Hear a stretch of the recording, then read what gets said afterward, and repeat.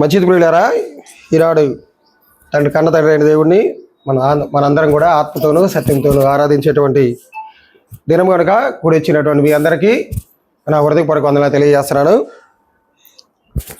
ఇప్పటివరకు కూడా కన్న తండ్రి అయిన దేవుడు మనకి మంచి ఆరోగ్యాన్ని ఆశనిచ్చి తన కృపారెక్కల చాటున మనల్ని భద్రపరిచి ఇప్పటివరకు కూడా మనల్ని అందరినీ సజీవులుగా వచ్చినటువంటి మన దేవుడికి మనందరం ఎల్లప్పుడూ కృతజ్ఞతాస్తుతులు చెల్లించాలి కనుక ప్రతి ఒక్కరు కూడా అలా దేవునికి సమయం దొరికినప్పుడల్లా, సమయాన్ని దొరకపోయినా కానీ కుదిరించుకొని దేవునికి మన కృతజ్ఞతలు తెలియజేయడం అనేది చాలా ముఖ్యమైనటువంటి విషయం. కాబట్టి ప్రతి ఒక్కరు కూడా దాన్ని మర్చిపోమాకండి, గుర్తుపెట్టుకొని దేవునికి ఎల్లవేళలా మనం కృతజ్ఞతలు చెల్లించాలి. అలాగే సంవత్సరాలు గడిచే కొద్దీ, నెలలు గడిచే కొద్దీ, వారాలు గడిచే కొద్దీ ఒక మనిషిలో ఏమి రావాలంటే మార్పు రావాలి. ఏమి రావాలి? మార్పు రావాలి. ఎలాంటి మార్పు అంటే దేవుళ్ళకి వచ్చినటువంటి మనందరం కూడా లోకానుసారంగా ఉన్నటువంటి లక్షణాలు కలిగి సంఘంలో వచ్చి అలాంటి లక్షణాలు కలిగి జీవించడం మార్పు అంటే కాదు. సంఘంలోకి వచ్చిన తర్వాత కూడా సంఘంలో మనం ఎలా ఉండాలంటే దేవుడు నియమించినటువంటి కొన్ని ఆజ్ఞల ప్రకారంగా మనందరం కూడా జీవించాలి. అలా జీవించాలంటే ఏముండాలో తెలుసా? ప్రతి ఒక్కరికి దేవుడి పట్ల ఆసక్తి ఉండాలి. దేవుడి పట్ల ఏముండాలి? ఆసక్తి ఉండాలి. ఆసక్తి లేకపోతే మన జీవితంలో మార్పు రానట్టే. దేవుడి ఎడల ఆసక్తి ఉందనుకోండి, ఆసక్తి ఏం చేసిద్దంటే మనల్ని మన మార్పులకు తీసుకొచ్చింది. మనల్ని దేవుడు జీవించమన్నటువంటి జీవితంలోనికి మనల్ని మార్చిద్ది. కాబట్టి ప్రతి ఒక్క కార్యక్రమానికి వస్తున్నటువంటి మనందరం కూడా ఎలా వస్తున్నాం? మనం దేవుడి ఎడల ఆసక్తి కలిగి వస్తున్నాం మనం, లేకపోతే ఏదో సంఘంలో మనం పెట్టుకున్నాం కదా కొన్ని కార్యక్రమాలు, ఆ కార్యక్రమాలకి అందరూ అటెండ్ అవుతే బాగుండి అందరూ వస్తున్నారు కాబట్టి నేను కూడా వస్తున్నాను అనేటువంటి ఆలోచన కలిగి వస్తున్నావా? లేకపోతే దేవుడి ఎడల మనం ఆసక్తి కలిగి వస్తున్నావా? దేవుడి ఎడల భయం కలిగి వస్తున్నావా? దేవుడు ఈరోజు నాతో ఏం మాట్లాడాలనుకుంటున్నాడు, నా కుటుంబానికి నా జీవితానికి ఏ మాటలు అయితే అవసరం అయితే ఆ మాటలు తెలుసుకోవడానికి వస్తున్నారా? లేకపోతే ఏదో సంఘంలో కార్యక్రమాలు పెట్టారు కాబట్టి అలా వస్తున్నారా అంటే మనల్ని మనమే పరీక్షించుకోవాలి. నేను దేవుడి ఎడల కొత్త విషయాలు నేర్చుకోవాలనుకుంటున్నాను, ఒకవేళ ఆ విషయంలో నాది ఏమైనా లోపంగా ఉంటే దాన్ని నేను మార్చుకోవాలనుకుంటున్నాను అనేటువంటి విధానంతో రావాలి ఎవరైనా కానీ. అలాంటి ఆసక్తి అనేది మనలో కనపరుచుకుంటూ ఉండాలి. దినదినం ఏమి రావాలంటే ఆసక్తి అనేది పెరుగుతూ రావాలి. మరి అలాంటి ఆసక్తి ఉంటేనే మనం దేవుడి ఎడల భయభక్తులు కలిగిన వారిగా ఉంటాం మనం. కాబట్టి అలా ఉన్నావో లేదనేది మనం పరిశీలించుకోవాలి. అలాగే ఈరోజు కూడా మన జీవితాలకు ఏం మాటలు అయితే అవసరమో కొన్ని మాటలు మీతో అందరితో కలిసి నేను ధ్యానించాలనుకుంటున్నాను. ఈరోజు మనం ధ్యానించబోతున్నటువంటి అంశం ఏంటంటే, వ్యవసాయం చేసిన దేవుడు నష్టపోయాడా, లాభపడ్డాడా? దేవుడు వ్యవసాయం చేశాడంట, ఆ వ్యవసాయంలో దేవునికి నష్టం వచ్చిందా, లాభం వచ్చిందా? సాధారణంగా వ్యవసాయం చేసేటువంటి వ్యక్తి ఏమంటారు? వ్యవసాయకుడు అంటారు, లేకపోతే వ్యవసాయదారుడు అంటారు. మరి వ్యవసాయం చేసినటువంటి వ్యక్తి తాను చేసినటువంటి వ్యవసాయంలో నష్టం వచ్చినప్పుడు ఎంత కృంగిపోతాడో, లాభం వచ్చినప్పుడు అంతే సంతోషపడతాడు. లాభం వచ్చిందనుకోండి, తన కుటుంబంతో సమృద్ధిగా చాలా చక్కగా చాలా ఆనందంతో జీవిస్తూ ఉంటాడు. ఒకవేళ నష్టం వచ్చిందనుకోండి, ఎంత బాధపడతాడు? చాలా బాధపడతాడు. ఎందుకంటే పెట్టినటువంటి పెట్టుబడి కూడా రాకపోయింది అనుకో, ఇంకా ఎంత కష్టపడతాడు, ఎంత బాధపడతాడు? చాలా బాధపడతాడు. ఆ బాధని మనం వర్ణించలేము. కాబట్టి బైబిల్ గ్రంథంలో కూడా దేవుడు వ్యవసాయం చేశాడంట. మరి వ్యవసాయం చేసే వాళ్ళు వ్యవసాయకుడు అన్నాం కదా, మరి ఆ మాట ఉందా లేదో చూద్దాం. బైబిల్ గ్రంథంలో చూడండి ఒకసారి. యోహాన్ గారు రాసిన పత్రిక, యోహాన్ సువార్త 15వ అధ్యాయంలో ఒక మాట ఉంటుంది, మొదటి వచనం. నేను నిజమైన ద్రాక్షావల్లిని, నా తండ్రి వ్యవసాయకుడు. ఇక్కడ ఏమని చెప్తున్నాడు? చాలు. ఇక్కడ క్రీస్తు వారు ద్రాక్ష వల్లంట, ఎవరట వ్యవసాయకుడు? తండ్రి అయిన దేవుడు ఏం చేశాడంటే వ్యవసాయం చేశాడట. ఎక్కడ చేశాడయ్యా, ఎక్కడి నుండి చేశాడయ్యా అంటే ఆయన పరలోకం నుండి చేశాడట. ఆయన వ్యవసాయం అనేది పరలోకం నుండి వ్యవసాయం చేశాడు. మరి చేస్తే ఏ పంట వేసాడు ఆయన? వేసినటువంటి ఆ పంట ఏంటిది? ఎక్కడి నుండి తీసుకొచ్చాడు? మరి వేసినటువంటి పంట నుండి ఆయనకి దేవుడికి లాభం వచ్చిందా, నష్టం వచ్చిందా? అంతే కదండి. ఇప్పుడు సాధారణంగా కొంతమంది మనం రైతులు చూడండి, కొన్ని రకాలైనటువంటి కొన్ని పంటలు వేస్తారు. పంటలు వేసినప్పుడు ఆ పంటల్లో కొంతమందికి నష్టం వచ్చింది. నష్టం వచ్చినప్పుడు రకరకాల కారణాలు చెబుతారు కదా వాళ్ళు. రకరకాల కారణాలతో నేను నష్టపోయారంటారు. ఏ కారణం చెబుతారు? మొదటగా నేను మందుల్లో నాకు నష్టం వచ్చింది, నకిలీ మందులు వాడటం వల్ల నాకు నష్టం వచ్చింది అని కొంతమంది అంటారు. అదొక రీజన్. మందుల్లో తేడా జరగడం వల్ల నాకు నష్టం వచ్చిందా అంటారు. కొంతమంది ఆ భూమి సారం లేకపోవడం వల్ల కూడా ఒక రీజన్. అరే ఇది భూమి మంచిది కాదనుకుంటా ఈ భూమి అని కొంతమంది చెప్తా ఉంటారు. ఇంకొంతమంది ఎలా చెప్తారు? ఇది ఏ రీజన్ చెప్తారు?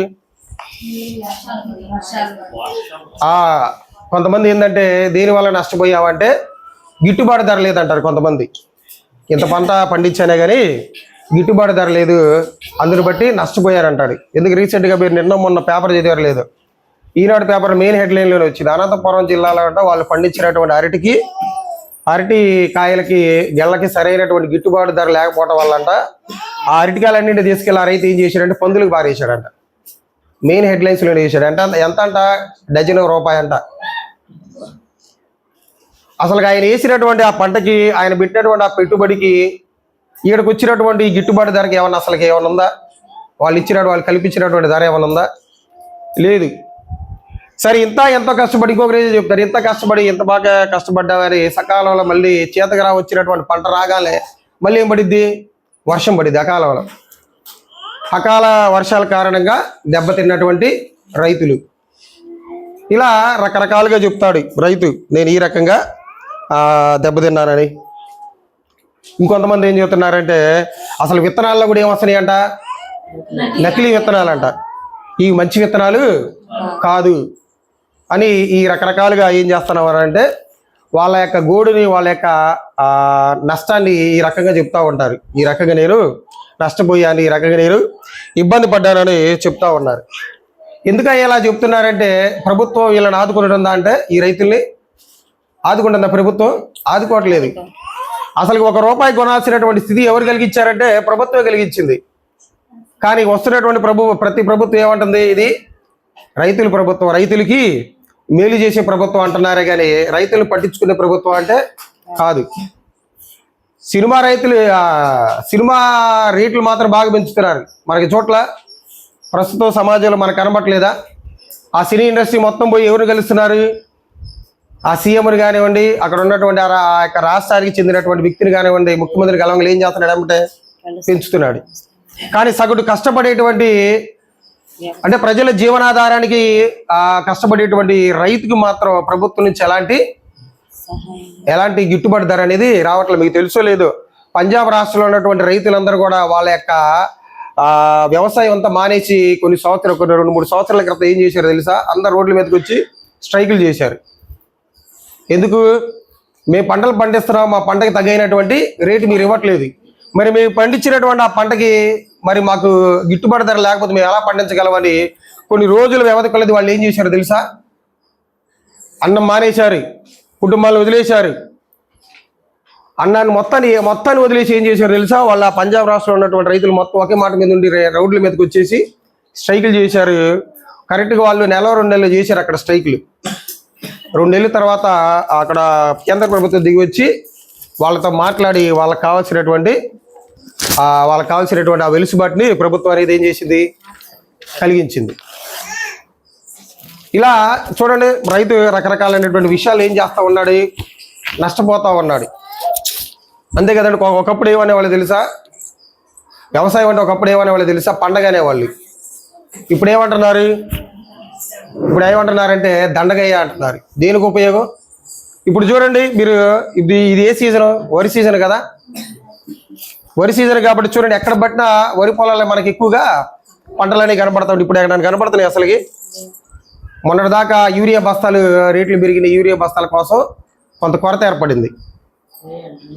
ఇలా చేసుకుంటా పోతున్న వాళ్ళకి ఇలా రేట్లు పెంచుకుంటా పోతున్నారు. ధాన్యం రేట్లు మాత్రం కొనుగోలు చేసేటువంటి సమయం దగ్గరకు రాగలనే అమాంతం అయిపోతున్నాయి, ఆ రేట్లన్నీ పడిపోతున్నాయి. ఇప్పుడు ఈ రైతు ఏమైపోతున్నాడు? నష్టపోతున్నాడు. చూడండి ఎంత బాధ అనుభవిస్తున్నాడు. ప్రపంచాన్ని మంచి సుభిక్షంగా మంచి ఆరోగ్యాలతో మంచి ఆహారాన్ని అందిస్తున్నటువంటి రైతుకి ప్రభుత్వం ఇస్తున్నటువంటి మద్దతు చూడండి. హింసాత్మకాన్ని, నేరాల్ని, ఘోరాల్ని ప్రోత్సహించేటువంటి సినిమాలకి ప్రభుత్వం ఇస్తున్నటువంటి మద్దతు చూడండి ఎలా ఉందో. ఏది మంచిది అంటారు? ఏది సమంజసం అంటారు? ఒక రైతును కాపాడితే ఆ రైతు ఏం చేస్తారంటే ఒక రాష్ట్రానికి కానివ్వండి, ఒక జిల్లాకి కానివ్వండి, ఒక గ్రామానికి కానివ్వండి తినడానికి 4 గింజలు పెడతాడు. అది ఒక సినిమా డైరెక్టర్ మనం ఎంకరేజ్ చేసామనుకో ఏం చేస్తారు? వాడు దోచుకుంటాడు. నలుగురికి ఒక మంచి అనేది ఒక మెసేజ్ ఇస్తాడా అంటే ఉండదు. దాంట్లో ఒక వ్యక్తి ఎలా టెర్రరిస్ట్గా మారాలో దేన్ని చూసి వాడు అయిపోతాడో తెలుసా? సినిమాలు చూసారంట. ఒక వ్యక్తి దొంగగా మారిపోతున్నాడంటే దేన్ని చూసి? సినిమాలు చూసే. ఒక అత్త కోడల మీద హింసిస్తుందంటే దేన్ని చూసి? సీరియల్స్ చూసే కదా, అవునా కదా? ఒక కోడలు ఒక అత్తని హింసిస్తుందంటే దేన్ని చూసి? సీరియల్స్ని చూసే. అంటే వీళ్ళని ప్రోత్సహిస్తుందే కానీ వీళ్ళ టీఆర్పీ రేట్లు పెంచుకుని వీటిగా వాళ్ళకి కావాల్సినటువంటి అవసరాలు తీరుస్తుందే కానీ ప్రభుత్వం అనేది. కానీ ఒక వ్యక్తికి అన్నం పెడుతున్నటువంటి ఒక రైతుకి మాత్రం ఎవరు కూడా సపోర్ట్ చేయట్లేదు. మెయిన్గా ప్రభుత్వం కూడా ఆదుకోవట్లేదు వాళ్ళు. దీన్ని బట్టి ఏమైపోతున్నాడంటే రైతు నష్టపోతా ఉన్నాడు. అప్పుడు పండగ అనుకునేటువంటి వ్యవసాయం పండగ అనుకునే ఫీల్ అయ్యేటువంటి రైతు ఇప్పుడు ఏమైపోయాడంటే వ్యవసాయం అనేది పెద్ద దండగా. అందుకే ఇప్పుడు చూడండి ప్లాస్టిక్ బియ్యం అని, ఆ బియ్యం అని, ఈ బియ్యం అని పెరిగిపోతున్నాయి చూడండి సమాజంలో. ఎందుకయ్యా అంటే ఏమైపోతుంది? వ్యవసాయం చేసే వాళ్ళు ఏమైపోతున్నారు? తగ్గిపోతున్నారు. వాళ్ళు చేస్తున్నటువంటి వ్యవసాయంలో సరైనటువంటి గిట్టుబాటు ధర వాళ్ళకి రావట్లేదు. అందరూ వ్యవసాయం మానుకొని రకరకాల పనులకి వెళ్ళిపోతూ ఉన్నారు. కాబట్టి ఇప్పుడు మనం డిస్కస్ చేసుకోవాల్సింది ఏంటంటే, మాట్లాడుకోబోయేది ఏంటంటే, దేవుడు కూడా ఒక వ్యవసాయం చేశాడంట. ఏ వ్యవసాయం చేశాడో చూద్దాం. ఆ వ్యవసాయంలో ఆయనకి నష్టం వచ్చిందో లేదో చూద్దాం. అసలు ఏ పంట వేసాడో కూడా చూద్దాం. చూడండి పాత నిబంధన గ్రంథంలో దేవుడు ఒక పంట వేసాడంట. కొంతమంది వ్యక్తుల గురించి మాట్లాడుతా చెప్తాడు చూడండి మనకి. యెషయా గ్రంథం 5వ అధ్యాయం 1వ వచనం. యెషయా గ్రంథం 5వ అధ్యాయం 1వ వచనం. నా ప్రియుని గురించి పాడేదను వినుడి. నా ప్రియుని గురించి పాడేదను వినుడి. అతని ద్రాక్ష తోటను బట్టి ఇష్టడైన వారిని గురించి నాకు ఇష్టడైన వారిని గురించి పాడేదను వినుడి. ఇక్కడ ఎవరు మాట్లాడుతున్నారు? యెషయా గారు మాట్లాడుతున్నాడు. నా ప్రియుని గురించి అంటే ఇక్కడ ప్రియుడు అంటే ఎవరంటే దేవుడు, తండ్రి అయిన దేవుడు మాట్లాడుతా తండ్రి అయిన దేవుని గురించి కీర్తిస్తున్నాడు. ఇక్కడ యెషయా గారు ఏమంటున్నాడు? నా ప్రియుని గురించి పాడేదను వినుడి. అతని ద్రాక్ష తోటను బట్టి నాకు ఇష్టడైన వాడిని గురించి పాడేదను వినుడి. ఈయన ఒక ద్రాక్ష తోట వేసాడంట. ఆ ద్రాక్ష తోటను గురించి, ఆ ద్రాక్ష తోట వేసినటువంటి నాకు ఇష్టమైన వ్యక్తి ఎవరో తెలుసా? ఆ దేవుడే. ఆ దేవుడు వేసాడంట ఒక ద్రాక్ష తోటని. మరి తోట వేయాలంటే ఏం చేయాలి? ముందు విత్తనాలు కావాలి కదా. మరి ఆ విత్తనాలు ఎక్కడి నుండి తీసుకొచ్చాడంట? ఇప్పుడు ఏదైనా వ్యవసాయం వేయాలంటే ఏం చేయాలి? ముందు భూమిని దున్నాలి నాగలితో. దున్నిన తర్వాత దాంట్లో ఏం వేయాలి? ఇప్పుడు విత్తనాలు వేయాలి. మరి ఇప్పుడు విత్తనాలు కావాలి కదా. మనకి బాగా శ్రేష్టమైన విత్తనాలు ఇక్కడ ఎక్కడ దొరుకుతాయో తెలుసా మనకి? మన ఆంధ్రప్రదేశ్లోని రాజమండ్రి దగ్గర కడియం అనేటువంటి ఒక ఊరుంది. ఆ కడియం అనేటువంటి ఊరిలో మన ఆంధ్రప్రదేశ్లోనే కాకుండా మన ఇండియాలో ఏ రకమైనటువంటి మొక్క అయినా కానీ అక్కడ దొరికిద్దట. ఎక్కడది? రాజమండ్రి దగ్గర కడియం అనేటువంటి ఊరిలో పెద్ద నర్సరీ. ఇక్కడ చాలా పెద్ద నర్సరీ, ఒక 50 ఎకరాల్లో విస్తారం చేయబడినటువంటి ఆ యొక్క నర్సరీ.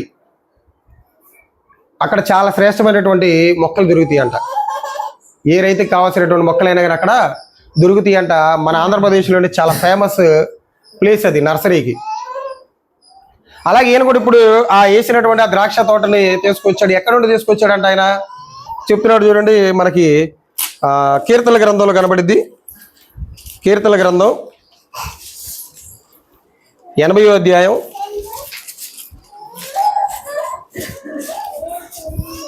80వ అధ్యాయం 8వ వచనంలో ఒక మాట ఉంటది. నీవు ఐగుప్తులో నుండి ఒక ద్రాక్షవల్లిని తెచ్చితివి. ఎక్కడ నుండి తీసుకొచ్చారంట ఆయన ద్రాక్షవల్లిని? ఐగుప్తులో నుండి. ఎక్కడ నుండి తీసుకొచ్చారంట? ఐగుప్తుల నుండి తీసుకొచ్చారంట ఆ ద్రాక్షవల్లిని, ఆ ద్రాక్ష విత్తనాలని విత్తనాలు తీసుకొచ్చారంట. ఇప్పుడు తీసుకొచ్చినప్పుడు ఆ తీసుకొచ్చినటువంటి విత్తనాలని ఒక ప్లేస్ లో నాటాలి కదా. నాటే ముందుగా ఈయన ఏం చేస్తున్నాడు చూడండి 9వ వచనంలో.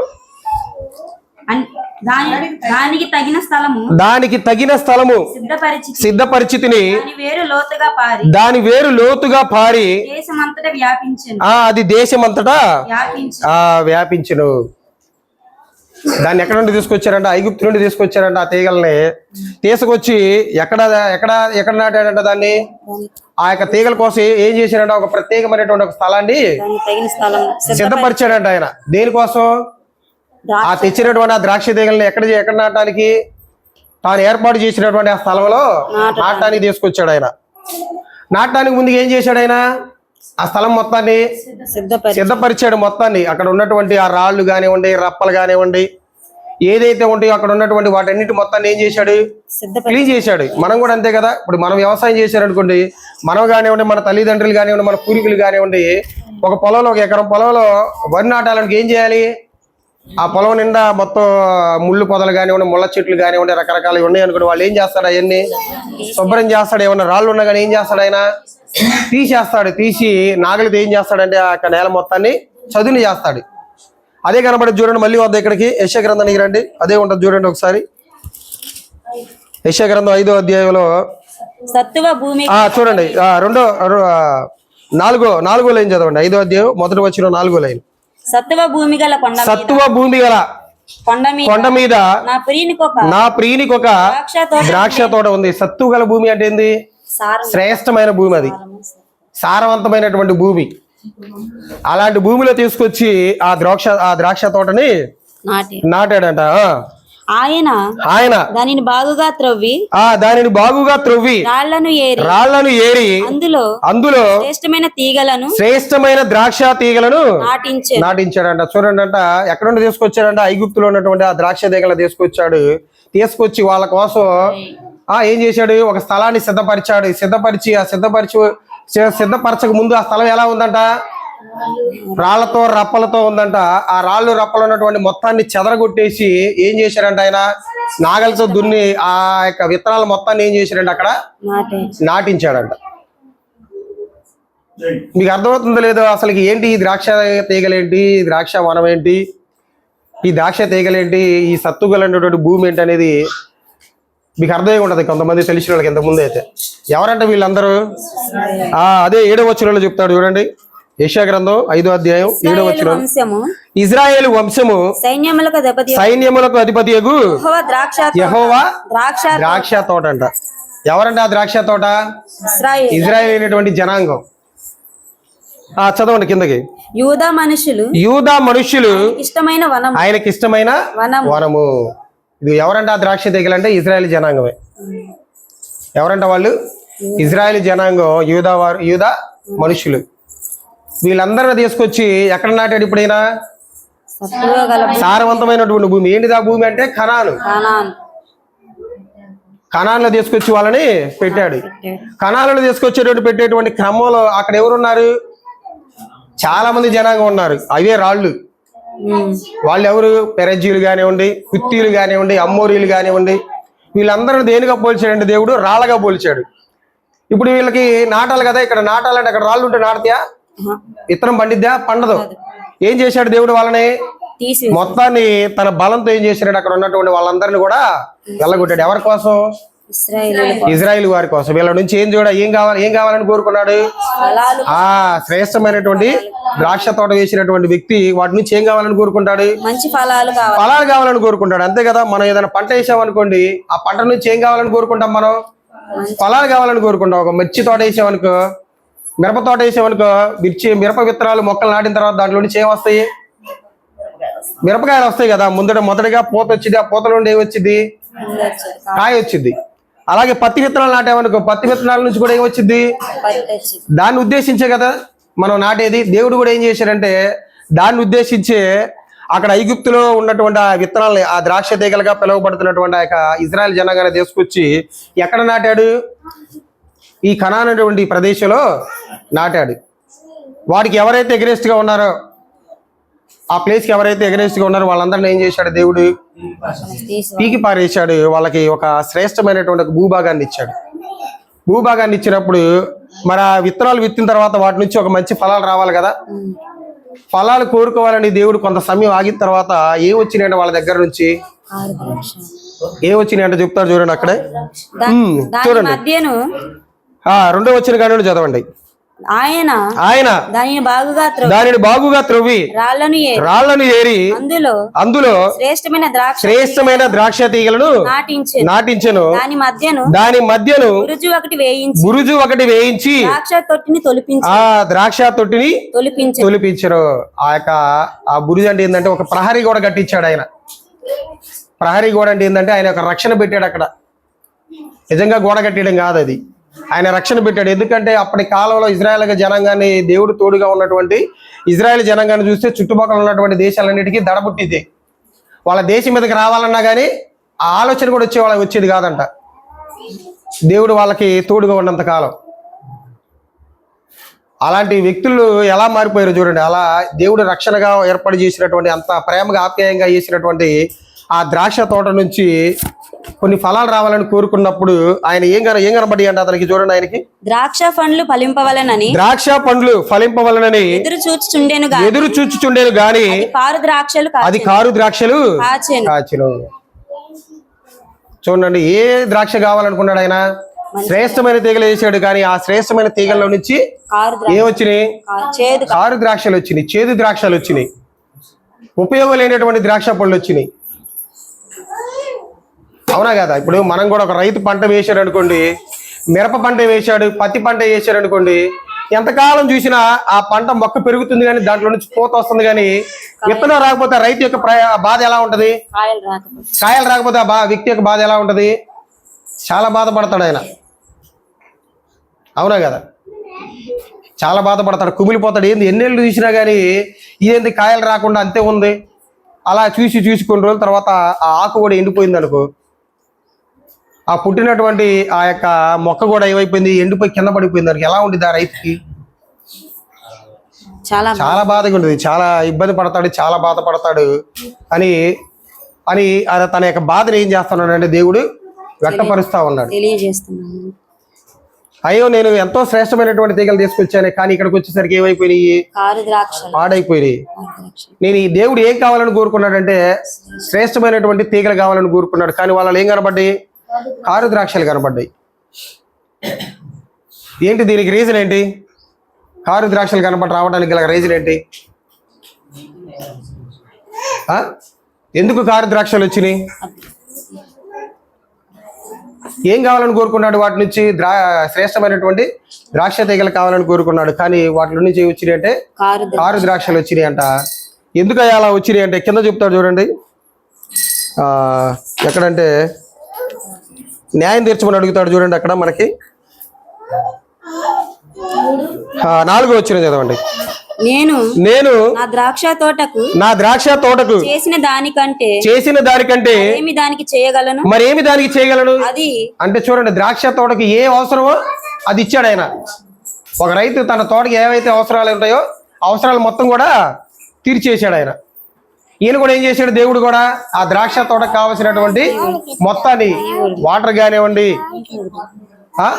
యువత మందు కానివ్వండి, రసాయనాలు కానివ్వండి, రకరకాలుగా వాటిని పోషించాడు, కానీ వాటి నుంచి ఎలాంటి ఫలాలు అనేది రాలేదు. కాబట్టి తన వేదనను వ్యక్తపరుస్తున్నాడు చూడండి. ఇక్కడ ఏమంటున్నాడు చూడండి. అది ద్రాక్ష పండ్లు కాయునని నేను కనిపెట్టినప్పుడు అది కారు ద్రాక్షలు కాయుటకు కారణమేమి ఆలోచించుడి. నేను నా ద్రాక్ష తోటకు చేయబో కార్యమును మీకు తెలియజెప్పేదను. నేను అది మేసి వేయబడినట్లు దాని కంచెను కొట్టి వేసేదను. ఇప్పుడు వాళ్ళని అడుగుతున్నాడు, ఏంది నేను ఇవన్నీ మీకు కావాల్సినటువంటి ఆ యొక్క తోటకు కావాల్సినటువంటి అవసరాలన్నీ నేను తీర్చాను కదా, ఇచ్చాను కదా, శ్రేష్టమైనటువంటి భూమిని ఏర్పాటు చేశాను కదా, సమయానికి కూలంగా నేను మీకు కావాల్సినటువంటి విధానాన్ని మీకు ఇచ్చాను కదా, మరి ఎందుకు మీరు నాకు కావాల్సినటువంటి ఆ యొక్క కాయలు మీరు కాయలేకపోయారు? కాబట్టి మీరే నాకు న్యాయం తీర్చండి అని వాళ్ళు ఏం మాట్లాడకపోయేసరి ఏం చేస్తున్నాడు ఆయన? ఇప్పుడు రైతు తనకు కావాల్సినటువంటి పంట రాకపోయింది అనుకో, ఏం చేస్తాడు? ఆ పొలాన్ని ఏం చేస్తాడు? కట్ చేస్తాడు కదా మొత్తాన్ని, ఆ పంట మొత్తాన్ని ఏం చేస్తాడు? పీకేస్తాడు, పీకి కాల్చేస్తాడు. దేవుడు కూడా అదే చేస్తుంది ఇక్కడ. దేవుడు కూడా ఏం చేశాడు? ఆ పంట మొత్తాన్ని ఏం చేశాడంటే నాశనం చేశాడు. నాశనం చేసి తాను కోరుకున్నటువంటి ఆ యొక్క కణానులోకి ఎంతమందిని ప్రవేశపెట్టాడు? ఇద్దరు ప్రవేశపెట్టాడు. ఎంతమంది పోయారు? ఇద్దరు. తెలుసు కదా వాళ్ళ యొక్క హిస్టరీ మనందరికి. ఎంతమంది బయలుదేరారు? ఐగుప్తు నుంచి 6 లక్షల కాల్బలం బయలుదేరారు. ఎంతమంది చేరాయా అంటే అక్కడికి? ఇద్దరు చేరారు. మిగతా వాళ్ళందరూ ఏమైపోయారు? చనిపోయారు. ఆ అరణ్యంలోనే రాయిపోయారు. చూడండి ఎంత బాధ వ్యక్తపరుస్తున్నాడు. అలాగే వాళ్ళ మధ్య వేసినటువంటి కంచెను కూడా తీసేసరికి ఏం చేశాడు? ఆ రక్షణ అనేటువంటి ఆ గోడ తీసేయగానే ఏం చేశారంటే వాళ్ళ మీద పక్కన ఉన్నటువంటి జనాంగం మొత్తం ఏం చేశారు? వాళ్ళ మీద అటాక్ చేయలేదా? వాళ్ళ మీద యుద్ధం చేయలేదా? కంచె తీసేటువంటి అదే. ఇప్పుడు యోబు గారు ఉన్నారు. యోబు గారు సాతాను వచ్చి దేవుడి దగ్గరికి వెళ్ళి ఏమడిగిద్ది? నువ్వు వేసినటువంటి కంచెని బట్టి అతను ఎలా ఉన్నాడంట? ఆరోగ్యంగా ఉన్నాడు, ఆనందంతో ఉన్నాడు, సంతోషంతో ఉన్నాడు. అదే నీ రక్షణ అనేది నీ కంచెని తీసేస్తే నేను అతను చూస్తాననగానే దేవుడు ప్రమేయం ద్వారా ఏమైపోయింది? ఆ కంచె అనేది తీసివేయబడుతుంది. అలాగే ఇక్కడ కూడా ఏం జరిగిద్దంటే దేవుడు కూడా వాళ్ళకు ఉన్నటువంటి ఆ కంచెని ఏం చేస్తారంటే దేవుడు తీసేయగలి. అక్కడ ఉన్నటువంటి జనాంగం మొత్తం వాళ్ళు ఏం చేస్తారు? ఆ ఇజ్రాయెల్ పట్టుకొని అక్కడ ఉన్నటువంటి ఆ బబులోను రాజు ఏం చేస్తారంటే చెరలోనికి తీసుకుని వెళ్తాడు. మొత్తాన్ని తీసుకుని వెళ్తాడు అక్కడ ఉన్నటువంటి వాళ్ళందరినీ. ఇలా తీసుకుని వెళ్ళడానికి ముందుగా అసలు వాళ్ళు ఎలా జీవించారో తెలుసా? చాలా ఘోరాది ఘోరంగా జీవించారు. దేవుడికి అవమానకరంగా జీవించారు వాళ్ళందరూ కూడా. ఎలా జీవించారో చూడు, ఎలా అనుకుంటున్నారు చూడండి. దేవుడు చేసినటువంటి ఆ మేలుల్ని మరిచి వాళ్ళు ఏమనుకుంటున్నారు చూడండి. అదే యెషయా గ్రంథం 5:20 వచనంలో కీడు మేలనియు ఏమనుకుంటున్నారు? కీడు మేలనియు కీడు మేలనియు మేలు కీడనియు చెప్పుకొని చీకటి వెలుగనియు వెలుగు చీకటనియు ఎంచుకొని వారికి శ్రమ. వాళ్ళు చూడండి ఎలా ఏ స్థాయిలోకి పడిపోయారు వాళ్ళు. వాళ్ళు ఏమనుకుంటున్నారంట? దేవుడు చేసినటువంటి మేలు ఏమనుకుంటున్నారంట? వాళ్ళు కీడు అనుకుంటున్నారంట. దేవుడు చేస్తున్నటువంటి శిక్షను చూసి వాళ్ళు ఏమనుకుంటున్నారంట? వాళ్ళు మేలు అనుకుంటున్నారంట. చూడండి అంత దౌర్భాగ్య స్థితిలోకి పడిపోయారు ఇశ్రాయేల్ జనాంగం. అసలుగా 40 సంవత్సరాలు ఎలా నడిపించారు మనందరికీ తెలుసు కదా. ప్రపంచంలో కూడా ఎవరు తినలేనటువంటి ఆహారాన్ని పెట్టాడు వాళ్ళకి. ఎవరికి? ఇశ్రాయేల్ జనాంగానికి. ఆ ఆకాశం నుంచి ఏం కురిపించాడు? ఆయన మన్నాను కురిపించాడు. అయ్యో నా ప్రజలు ఎండపాటును పడతారేమోనని పైన ఏం చేశాడు? మేఘస్తంభం పెట్టాడు. అయ్యో నా పిల్లలకి రాత్రి కళ్ళు దారి కనబడదు ఏమని పెట్టాడు? పైన అగ్నిస్తంభాన్ని పెట్టాడు. అయ్యో నా ప్రజలందరూ కాళ్ళు నడిచేటప్పుడు కాళ్ళకి చెప్పులు వేసుకుని అరిగిపోతాయేమోనని ఆ అరిగిపోయినటువంటి స్థితిని కూడా వాళ్ళకి కలిగించాడు. అయ్యో నా ప్రజలు సముద్రాన్ని దాటలేరేమో, వెనకాల శత్రువులు వస్తున్నారు అనుకుని ఏం చేశారు? వాళ్ళ కోసం ఆ ఎర్ర సముద్రాన్ని చీల్చేశాడు. 2 పాయలుగా చేసి నడిపించాడు. అలా చేసినటువంటి ఆ కార్యాలన్నింటినీ చూసి కూడా వాళ్ళు ఏమనుకుంటున్నారు? దేవుడు మాకు కీడు చేశారు అనుకుంటున్నారు. మేలు చేసినా కానీ ఏమనుకుంటున్నారు? వాళ్ళు కీడు అనుకుంటున్నారు. కీడు చేస్తే ఏమనుకుంటారు? దాన్ని మేలు అనుకుంటారు. చూడండి వాళ్ళ దగ్గర నుంచి ఏమొచ్చినాయి? మంచి ఫలాలు కోరుకున్నాడు కానీ వచ్చినాయి వాళ్ళ దగ్గర నుంచి ఏమొచ్చినాయి అంటే కారు ద్రాక్షాలు వచ్చినాయి. కారు ద్రాక్షాలు వచ్చినాయి వాళ్ళ దగ్గర నుంచి. కాబట్టి ఆ కారు ద్రాక్షలు వచ్చేసరికి ఏం చేశాడంటే దేవుడు ఆ పంట మొత్తాన్ని తీసివేశాడు. ఉపయోగం లేనటువంటి పంట ఎన్ని రోజులు ఉన్న ఉపయోగం ఏముంది? అసలు వాళ్ళని ఎలా వేరేసాడు తెలుసా? కలుపు మొక్కలు వేరేసినట్టు వేరేసాడు. ఆ కనాను భూభాగంలో శ్రేష్టమైన తీగల మధ్య కలుపు మొక్కలు నేను ఏమైపోయింది? ఆ కలుపు మొక్క పక్కన ఉన్నటువంటి శ్రేష్టమైన మొక్కను ఏం చేసిద్ది? పాడు చేసిద్ది. కాబట్టి వాళ్ళు ఏం చేస్తారు? రైతులు ఆ మొక్కలు ఏం చేస్తాడంటే రైతు పీకి పక్కనే వేస్తాడు. దేవుడు కూడా అలానే చేశాడు వాళ్ళకి. నా జనాంగానికి ఏమైనా వీళ్ళు ఇబ్బంది పెడతారేమోనని, వాళ్ళ అలవాట్లు నేర్చుకుంటారేమోనని, వాళ్ళ సిద్ధాంతాలని ఫాలో అవుతారని దేవుడు ఏం చేశారంటే ఆ కలుపు మొక్కల్ని ఏరి పక్కన పారేస్తే వీళ్ళు ఏం చేశారంటే వాళ్ళకు ఉన్నటువంటి లక్షణాల ప్రకారంగానే జీవించారు. వాళ్ళని ఏం చేశారంటే దేవుడు వాళ్ళకు ఉన్నటువంటి కంచెని తీసివేశాడు, వాళ్ళని అన్యుల చేతికి అప్పగించాడు. ఇది ఆనాటి కాలంలో ఉన్నటువంటి ఇజ్రాయెల్ జనాంగం యొక్క పరిస్థితి. ఇప్పుడు మనల్ని ఎక్కడి నుండి తీసుకొచ్చాడు? మనల్ని ఎక్కడి నుండి తీసుకొచ్చాడు తెలుసు కదా మనందరికీ. మొదటి తిమోతి పత్రిక 3వ అధ్యాయం 2వ అధ్యాయం తిమోతి కాదు, మొదటి పేతురు, క్షమించండి, మొదటి పేతురు పత్రిక 2వ అధ్యాయం 9వ వచనం. అయితే మీరు చీకటిలో నుండి ఆశ్చర్యకరమైన వెలుగులో, ఇంతకు ముందు మనం ఎక్కడ నుండి పిలువబడ్డా? చీకటిలో ఉన్నాం, అంటే లోకం అనేటువంటి చీకటిలో ఉన్నాం. ఇప్పుడు మనం దేంట్లోకి వచ్చాం? వెలుగు అంటే ఏంటి? సంఘంలోకి వచ్చాం మనందరం.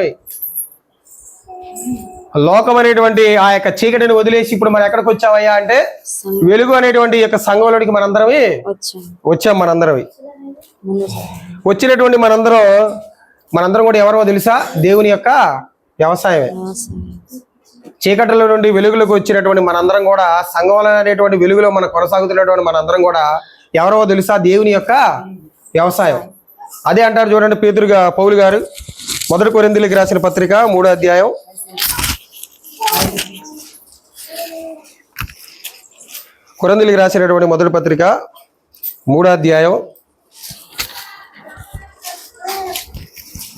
8వ వచనం.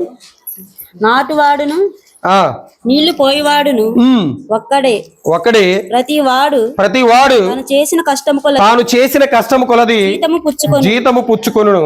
మేము దేవుని జత పనివారమై ఉన్నాము. మీరు దేవుని వ్యవసాయమును దేవుని గృహమునై ఉన్నారు. మనమందరం కూడా ఎవరమంటే దేవుని వ్యవసాయం. దేవుడు వ్యవసాయం చేస్తున్నాడు. ఈ వ్యవసాయంలో ఉన్నటువంటి వ్యక్తులుగా మనం పిలువబడుతున్నాం. మనందరం కూడా ప్రతి ఒక్క మొక్కవే. మనందరం కూడా ఎవరమే? దేవుడి వ్యవసాయంలో ప్రతి ఒక్క మొక్కలుగా మనందరం పిలువబడుతున్నాం. మరి ఈ మొక్కలుగా పిలువబడుతున్నటువంటి మనలో కూడా దేవుడు ఏం కావాలని కోరుకున్నాడు? మంచి ఫలాలు కావాలని కోరుకున్నాడు. ఆనాడు ఇజ్రాయెల్ ప్రజలు ఏం కావాలని కోరుకున్నాడు? మంచి ఫలాలు కావాలని కోరుకున్నాడు. ఇప్పుడు మనలో కూడా ఏం కావాలని కోరుకున్నాడు? మంచి ఫలాలే కావాలని కోరుకుంటున్నాడు. మరి మన ఫలాలు ఇస్తున్నావా దేవునికి? ఏంటి మంచి ఫలాలు? వాళ్ళ దగ్గర నుంచి ఏం కావాలని కోరుకున్నాడు దేవుడు అంటే నీతిని, న్యాయాన్ని కావాలని కోరుకున్నాడు. కానీ ఏం కనబడ్డాయి వాళ్ళలో? ఒక జారత్వం కనబడింది, ఒక పాపం కనబడింది, ఒక వ్యభిచార క్రియలు కనబడ్డాయి వాళ్ళలో. అలా వాళ్ళ దగ్గర నుంచి అవి కనపడుతున్నాయి. మరి మన దగ్గర నుంచి ఏం కావాలని కోరుకుంటున్నాడు? మనందరం ఎవరవి? ఆత్మ సంబంధులం కదా. ఆత్మ సంబంధులైనటువంటి మనలో ఎలాంటి ఫలాలు కావాలి? ఆత్మ ఫలాలు కావాలి. తెలుసుగా మనందరికి ఏం కావాలి? మనందరికి మనలో ఎలాంటి ఫలాలు ఫలించాలి? మనందరం దేవుడి వ్యవసాయం కింద ఉన్నటువంటి మనందరం ప్రేమ, సంతోషము, సమాధానము. చూడండి ఒకసారి గల్తీలకు రాసిన పత్రిక 5:22. గల్తీలకు రాసిన పత్రిక 5:22. దేవుని సంఘం అనేటువంటిది దేవుని వ్యవసాయం కనుక వ్యవసాయంలో ఈ యొక్క సంఘంలో ఉన్నటువంటి ప్రతి ఒక్కరు కూడా మనం ప్రతి ఒక్క మొక్క కనుక మనం ఏం చేయాలంటే ఇది ఇలాంటి ఫలాలు ఫలించాలి. మన ఆత్మ సంబంధం కనుక మన ఆత్మ సంబంధులైనటువంటి మనము దేవుని వ్యవసాయంగా పిలువబడుతున్నటువంటి మనము ఈ వ్యవసాయం చేసేది ఎవరు? దేవుడు. ఆ దేవుడు వ్యవసాయం చేసినటువంటి మనందరిలో నుంచి ఏం కావాలని కోరుకుంటున్నాడంటే ఆత్మ ఫలాలు రావాలనుకుంటున్నాడు. ఏంటి అంటే ఆత్మ ఫలాలు అయితే చూడండి. అయితే ఆత్మఫలం ఏమనగా ప్రేమ, సంతోషము, సమాధానము, దీర్ఘశాంతము, దయాళుత్వము, మంచితనము, విశ్వాసము, సాత్వికము, ఆశ నిగ్రహము. ఇవన్నీ కావాలి. ఇయే దేవుని వ్యవసాయంలోగా పిలువబడుతున్నటువంటి సంఘం నుంచి దేవుడు కోరుకుంటున్నటువంటి ఆత్మ ఫలాలు. ఇవన్నీ ఉన్నాయా మనకి? ఇవన్నీ ఫలిస్తున్నావా? ఇవన్నీ ఫలించాలంటే ఎక్కడ నుండి ఫలించాలి? మనం సంఘంలో ఉండే ఫలించాలి. చాలా మంది బయటకు ఉండి నేను ఇలాంటి లక్షణాలు కలిగి ఉంటాం అనేది అబద్ధం. అది ఏ వ్యక్తి కూడా ఇలాంటి ఫలాలు ఫలించాలంటే ఎక్కడ నుండి ఫలించాలంటే ఓన్లీ సంఘంలో ఉండి ఫలించాలి. సంఘం వెలుపటి ఉండి ఇలాంటి లక్షణాలు కలిగి జీవించడం అసాధ్యం. మరి ఇలాంటి ఫలాలు మనం ఫలిస్తున్నావా? దేవుడు కోరుకున్నటువంటి ఈ ఫలాలు మనలో మన జీవితంలో కొనసాగుతున్నాయా అనేది మనల్ని మనం ప్రశ్న వేసుకోవాలి. ఆనాటి కాలంలో ఇజ్రాయెల్లో అవి కనబడలేదు. దాన్ని బట్టి ఏం చేశారంటే వాళ్ళకు ఉన్నటువంటి ఆ కంచె అయితే ఏర్పాటు చేశాడు. ఆ కంచెని ఏం చేశాడు? దేవుడు తీసివేశాడు.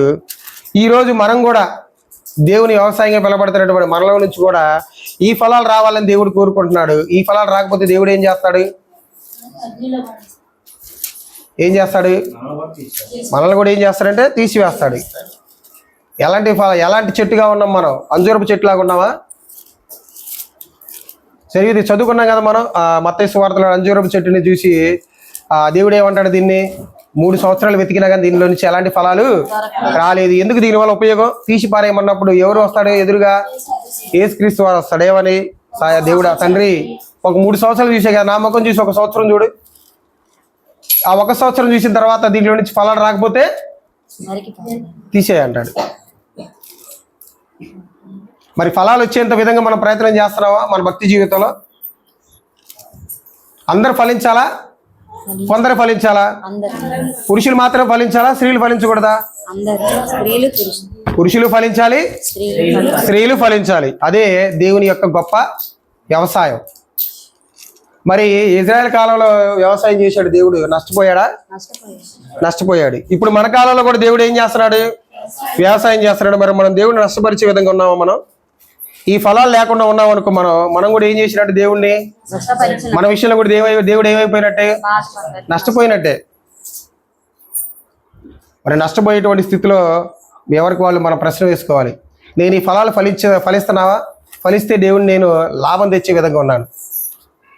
కాబట్టి దేవుడు ఏం కావాలని కోరుకుంటాడంటే సంఘంలో ఉన్నటువంటి వాళ్ళందరూ కూడా మంచి ఫలాలు ఫలించాలి. అందరు ఫలిస్తారంటే కొంతమంది ఫలించరు. ఎందుకు ఫలించరో తెలుసా? ఒక వ్యక్తి ఎందుకు ఫలించలేకపోతున్నాడు? ఒక పురుషుడు ఎందుకు ఫలించలేకపోతున్నాడు? ఒక స్త్రీ ఎందుకు ఫలించలేకపోతుందో తెలుసా? కారణం విత్తవాన ఉపమానంలో దేవుడు యేసుక్రీస్తు వారు చెప్పాడు. విత్తవనం అనేది ఏంటిదంటే దేవుని వాక్యము హృదయం అనేటువంటి మన నేల మీద ఆ వాక్యాన్ని పడినప్పుడు ఆ హృదయం అనేటువంటి ఆ నేల మీద పడినటువంటి ఆ వాక్యాన్ని స్వీకరించిన వ్యక్తి యొక్క మనసు ఎలా ఉంటుందో తెలుసా? లూకాసు వార్తలో చెప్తాడు చూడండి, భలే బాగుంటుంది అది. లూకాసు వార్త 8వ అధ్యాయంలో ఒక మాట ఉంటుంది. 8వ అధ్యాయం 15వ వచనంలో ఒక మాట ఉంటుంది. మంచి నేల నుండి విత్తనమును పోలిన వారు ఎవరనగా యోగ్యమైన అదిగో ఒక వ్యక్తి ఫలించాలంటే సంఘంలో ఉన్నటువంటి ఒక వ్యక్తి ఫలించట్లేదంటే ఇదే కారణం. యోగ్యమైన మంచి మనస్సుతో సంఘంలో ఉన్నటువంటి ఒక స్త్రీ కానివ్వండి, ఒక పురుషుడు కానివ్వండి, దేవుడు అనేటువంటి వ్యవసాయం కింద ఉండి ఫలించట్లేదంటే అతనిలో ఏమి లేదు? ఇదిగో ఇది లేదు. చూడండి, మంచి నేల నుండి విత్తనమును పోలిన వారు ఎవరనగా యోగ్యమైన మంచి మనస్సుతో వాక్యమును విని దానిని అవలంబించి ఓపికతో ఫలించువారు. ఇది ఉండాలండి. దేవుడు విత్తనాలు విత్తుతున్నాడు ప్రతి వారం మీ అందరికీ, ఇక్కడ నిలబడుతున్నటువంటి సేవకుల ద్వారా, సహోదరుల ద్వారా. మరి విత్తబడుతున్నటువంటి వాక్యం అనేది మీ హృదయంలో ఫలించాలంటే ఎలాంటి హృదయం కలిగి ఉండాలి? మీరు యోగ్యమైనటువంటి మనసు ఉండాలి. శామ్ మీద కుట్రలు పెట్టుకొని మీరు వాక్యం విన్నారనుకో, అది మంచి నేలను మీద పడినటువంటి విత్తనమా? వేరే మీద కక్షలు పెట్టుకొని, కార్పణ్యాలు పెట్టుకొని, కక్ష పెట్టుకొని మీరు వాక్యం విన్నారనుకో, అది మంచి నేలను పడినటువంటి విత్తనమా? యేసుబాబు వాక్యం చెప్తున్నాడు అనుకో, యేసుబాబు మీద ఏదో ఒక అపనిందన పెట్టుకొని, ఏదో అతని విషయంలో మీకు ఏదైనా నచ్చకపోయింది అనుకో, ఆ విషయాన్ని పెట్టుకొని మీరు వాక్యం విన్నా కానీ మీకు ఎక్కదు. అలా పెట్టుకొని మీరు విన్నారనుకో, పైన చెప్తున్నాడు చూడండి, 3 నేలల గురించి చెప్పాడు. ముళ్ళ తుప్పల్లో పడిన విత్తనాలు అన్నాడు, రాతి నేల పడిన విత్తనాలు అన్నాడు, రోడ్డు పక్కన పడిన విత్తనాలు అన్నాడు. వాళ్ళ యొక్క పరిస్థితి లాగా ఉంటది. మీరు ఇక్కడ చెప్పబడుతున్నటువంటి వ్యక్తి పట్ల మీరందరూ కూడా ఎలాంటి మంచి నిర్ణయం, మంచి ఆలోచన కలిగి ఉండాలి. ఎలాంటి చెడ్డ విషయం అనేది ఇక్కడ నుంచి చెప్తున్నటువంటి వ్యక్తి మీద ఉండకూడదు. ఒకవేళ ఉండి వింటారంటే మీరు ఉపయోగం లేదు. మీలో ఫలాలు ఫలించినట్టే. కాబట్టి ఒక వ్యక్తి ఫలించాలంటే సంఘంలో ఆ వ్యక్తికి వినేటప్పుడు ఆ వాక్యాన్ని ఎక్కడ పెట్టుకొని వినాలంటే మంచి మనసుతో వినాలి, యోగ్యం ఉండాలి, యోగ్యత ఉండాలి, యోగ్యంగా తీసుకోవాలి ఆ వాక్యాన్ని. అరే సహోదరుడు ఈరోజు నాలో ఉన్నటువంటి లోపాన్ని చెప్పాడు, ఈ వాక్యం నాకు చాలా కొంచెం నాలో ఉన్నటువంటి లోపాన్నే చెప్పింది. కాబట్టి నేనేం చేయాలి? సహోదరి మీద కక్ష పెంచుకోవాలా, లేకపోతే ఆ యొక్క విషయాన్ని బట్టి నేను ఏం చేసుకోవాలి? నాలో నిజంగా తప్పుంటే ఏం చేసుకోవాలి? నేను సరి చేసుకోవాలి. సరి చేసుకోలేదంటే నీ హృదయం అనేది మంచి యోగ్యమైనటువంటి మనసు కాదు. ఎక్కడ పడ్డా మనసు అంటే బుల్లతొప్పల్లో పడ్డటువంటి మనసే. అప్పటి వరకు బాగానే ఉండేది, తర్వాత పోయి ఆ సహోదరి మీద అట్టంట ఇట్టంట అని ఇలా ఉంటుంది. కాబట్టి దేవుడు ఇలాంటి ఫలాలు ఫలించాలని కోరుకుంటున్నాడు. ప్రతి ఒక్కరు ఫలించాలంటే ఇలాంటి మనసుతో వినాలి వాక్యాన్ని. ఇలాంటి యోగ్యమైనటువంటి మనసుతో విన్నారనుకోండి, మనందరం కూడా ఫలించేటువంటి అవకాశం ఉంటుంది. ఓపిక ఉండాలి. పంట వేయగల ఎంబటే కాయలు వస్తాయా? వచ్చింది ఎంబటే. ఒక మిర్చి పంట వేసామనుకో, ఎన్ని నెలలు ఆగాలి? 2-3 నెలలు ఆగాలి చేతికి రావాలంటే పంట. ఒక ఆకుకూరల విత్తనాలు నాటేమనుకో, ఎన్ని రోజులు పట్టిద్ది? చేతికి వచ్చేళ్ళకి 1-10 రోజులు పట్టిద్ది. ఓపికతో వెయిట్ చేస్తూ ఉండాలి ఫలించాలంటే, ఒక్కసారిగా వచ్చేది కాదు. కాబట్టి ఇలాంటి ఫలాలు అనేవి దేవుడు మన దగ్గర నుంచి కోరుకుంటున్నాడు. ప్రత్యేకంగా ఇది ఈ లక్షణం ఉంటేనే ఎవడైనా కానీ ఫలించగలడు.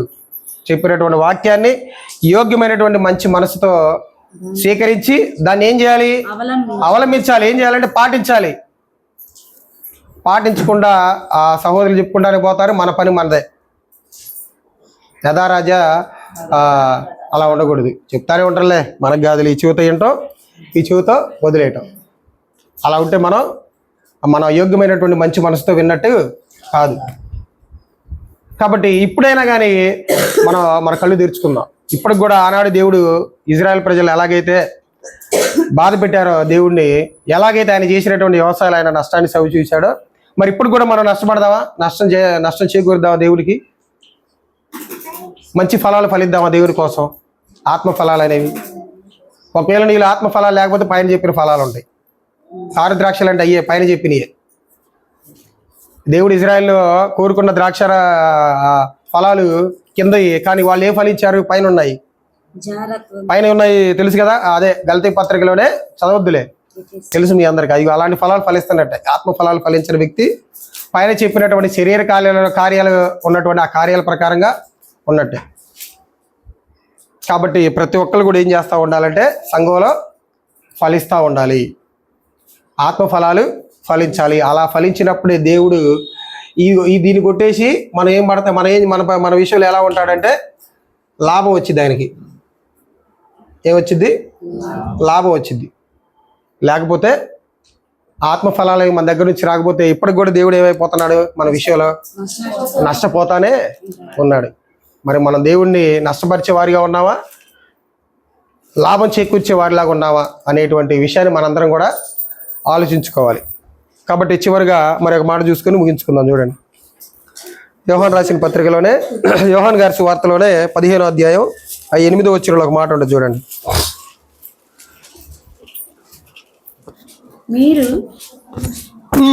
మీరు బహుగా ఫలించుట వలన నా తండ్రి మహిమపరచబడును. అక్క ఏది 15 కదా, 15 ఇంకోసారి అక్క, నేను తీయలేదులే. 15:8 మీరు బహుగా ఫలించడం వలన నా తండ్రి మహిమపరచబడును, ఇందువలన మీరు నా శిష్యులగుదురు.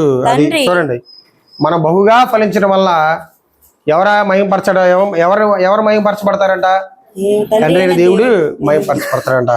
ఆయన బట్టి క్రీస్తు వారు కూడా ఆయనకి మన శిష్యులుగా పిలువబడతాం. ఫలించడం వేరు, బహుగా ఫలించడం వేరు. బహుగా ఫలించాలి మనందరం. బహుగా ఫలించి మనల్ని బట్టి దేవుడు పరలోకమందు మహిమపరచబడతాడు ఇతరుల ద్వారా. మనలో ఫలాలు ఉన్నాయని ఎవరు చెప్పాలి? మనం చెప్పుకుంటే సరిపోద్దా? సంఘస్థులు చెప్పాలా, లేకపోతే మన పక్కన ఉన్నటువంటి వ్యక్తులు చెప్పాలా? సంఘస్థులే చెప్పాలి. ఏం ఫలాలు వస్తాయి? మనం ఆదివారమే కరెక్ట్గా టయానికి రావు, మళ్ళీ ఏ ఫలాలు వస్తాయి? ఒకసారి ఆలోచన చేసుకోండి. మనం నేను మీ ఫోన్ చేస్తున్నా కూడా అందుకే టయానికి 10ంటికి 9:30కి గుర్తున్నప్పుడల్లా టయానికి వస్తే బాగుండు. టయాన్ని మనం పెట్టుకున్న ప్రగం భావిస్తే అదే దేవుని మనం మహిమపరచడం, మనం చెప్పుకున్నటువంటి సమయానికి అదే దేవుడికి ఇస్తున్నటువంటి మన ప్రయారిటీ. అదొక ఫలం మనకి. దేవుని వాక్యాన్ని వింటున్నాం, అదొక ఫలం. దేవుడు చెప్పినట్టుగా ఒక భార్య తన భర్తకి ఏమవ్వాలి?